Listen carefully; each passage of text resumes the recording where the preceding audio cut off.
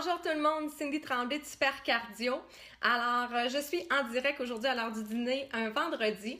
Je m'en allais faire cette vidéo-là dans mon groupe de coach parce que je voulais leur parler des 7 habitudes qui étaient gagnantes finalement, des habitudes pour pouvoir réussir.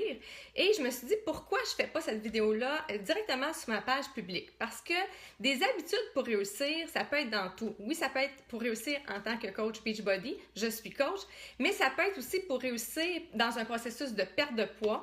Si vous avez un projet, vous voulez par exemple construire une maison ou si vous voulez réussir votre programme d'entraînement ou si vous êtes entrepreneur. Alors, aujourd'hui, c'est ce que je vais vous parler. Pourquoi?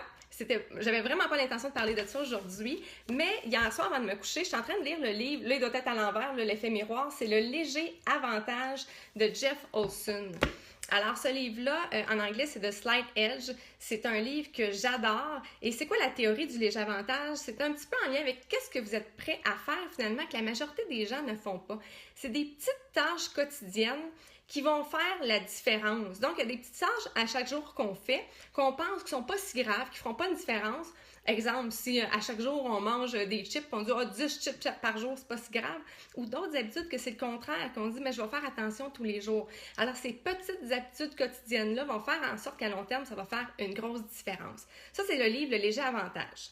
Et hier, j'étais en train de lire dans le livre les 7 habitudes productives et positives en lien avec tes attitudes et tes comportements qui vont faire que tu vas réaliser tes rêves et tes projets.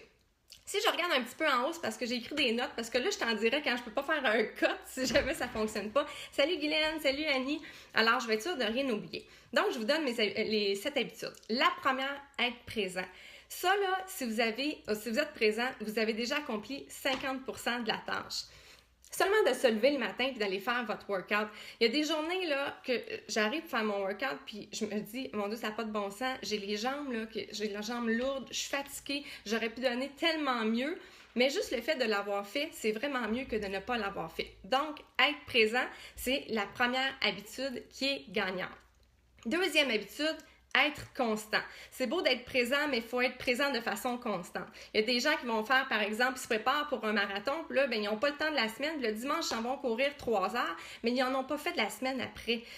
Donc, ça ne vous aidera pas du tout. Alors, il faut vraiment être constant. Si vous êtes coach Beachbody, puis vous dites, oui, le dimanche, là, je vais publier plein de fois sur ma page Facebook, je vais parler aux gens, mais après ça, j'ai pas le temps, j'en fais pas de la semaine.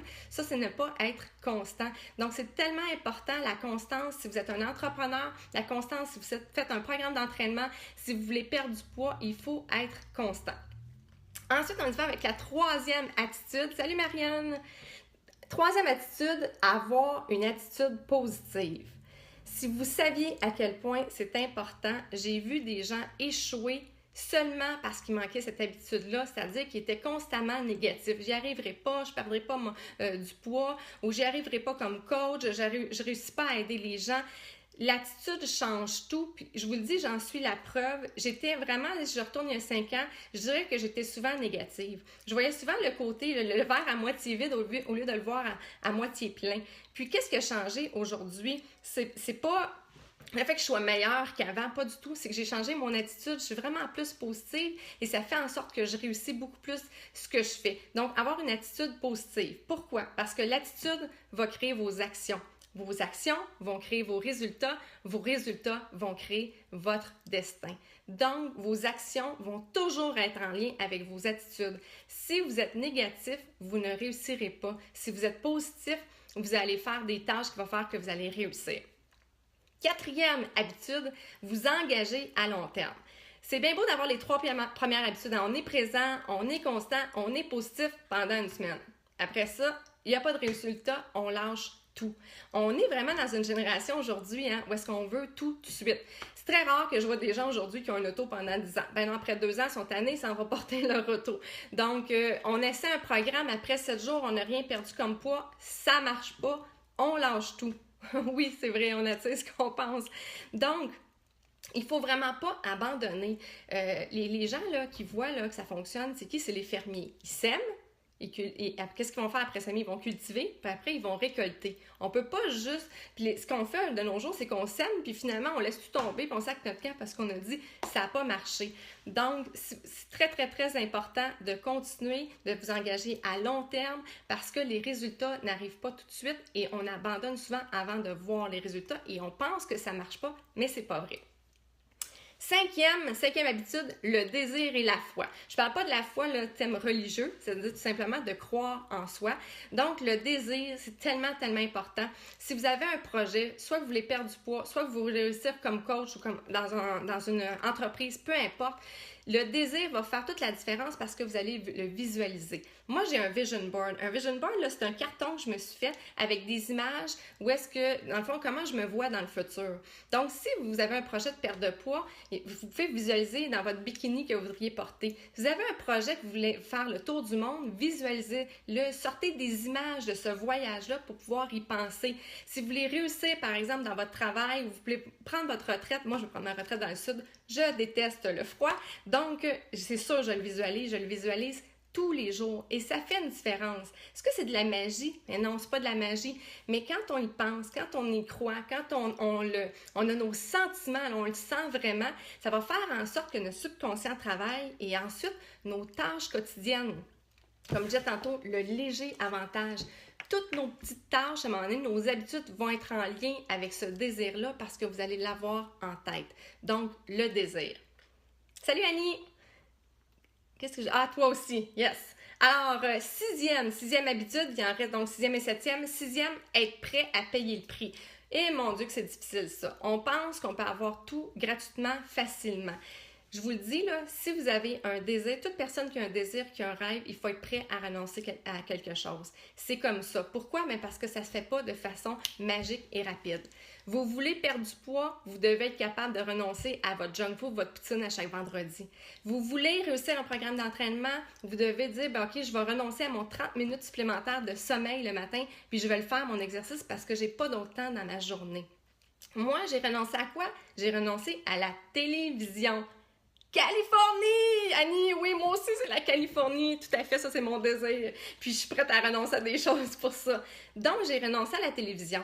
Quand j'ai décidé d'être coach, j'avais tellement le goût d'être coach, j'avais le goût d'aider les gens, mais je travaillais à temps plein, j'étais enseignante, c'était impossible de faire les deux. J'avais pas de temps. Mais j'avais du temps de regarder la télé, par exemple. J'avais du temps d'être sur Facebook, sur courriel. Alors, qu'est-ce que j'ai fait? J'ai lancé mes émissions. Un enregistreur, j'ai mon enregistreur, je l'enregistre, puis je les écoute quand j'ai le temps. Mais j'ai vraiment renoncé à la télé, j'ai renoncé à quelque chose que j'aimais. Pourquoi? Parce que ça en valait la peine, parce que j'ai choisi quelque chose d'autre que j'aimais encore plus. Alors, si vous avez un vrai désir, une des bonnes habitudes, ce serait d'être prêt à payer le prix. On manque tous de temps, mais on est tous capables d'en trouver si on décide de renoncer à quelque chose d'autre, si votre désir est encore plus fort pour votre projet. Septième et dernière habitude, l'intégrité face à la théorie du léger avantage. Il y a beaucoup de définitions à l'intégrité, mais en voici une qui est en lien avec les habitudes. C'est ce que vous faites quand personne ne vous regarde. Qu'est-ce que vous faites quand personne ne vous regarde? Est-ce que vous dites « Ah, c'est pas si grave ». C'est pas si grave, je vais juste aller prendre des chips, là. Personne ne les a vus que j'ai pris mes chips, puis je vais être correct. C'est pas si grave, je vais sauter mon entraînement aujourd'hui parce que mon chum est parti plus tôt, puis finalement, il faut que je le fasse tout seul. Ben, il ne saura pas, personne ne va le savoir, même moi, je ne le saurais pas si je ne fais pas mon entraînement. C'est pas si grave, je vais répondre demain à mes clients parce que là, aujourd'hui, là, ça me tente pas aujourd'hui. C'est peut-être pas si grave aujourd'hui, mais chaque petite chose qu'on reporte comme ça, à un moment donné, ça va devenir plus grave. Alors, ce qui est important de savoir, là, c'est que quand on est entrepreneur, quand on veut perdre du poids, quand on veut réussir un projet, on n'a pas de patron. Mais en réalité, on a un patron. On est notre propre patron. Donc, c'est important parce que c'est nous, finalement, qui décidons si on veut réussir ou pas. Alors, il faut être intègre, finalement, puis de faire les choses même si personne nous regarde. Alors, je voulais conclure avec le léger avantage, finalement, sur ces habitudes-là, et je vais le lire. Pour réussir, être présent, être constamment présent. Être constamment présent avec une attitude positive. Être prêt à s'investir à long terme. Cultiver un ardent désir conjugué à la foi. Être prêt à payer le prix. Et faire les choses que vous vous êtes engagé à faire, même lorsque personne ne vous observe. Sur ce, je vous souhaite un super beau week-end.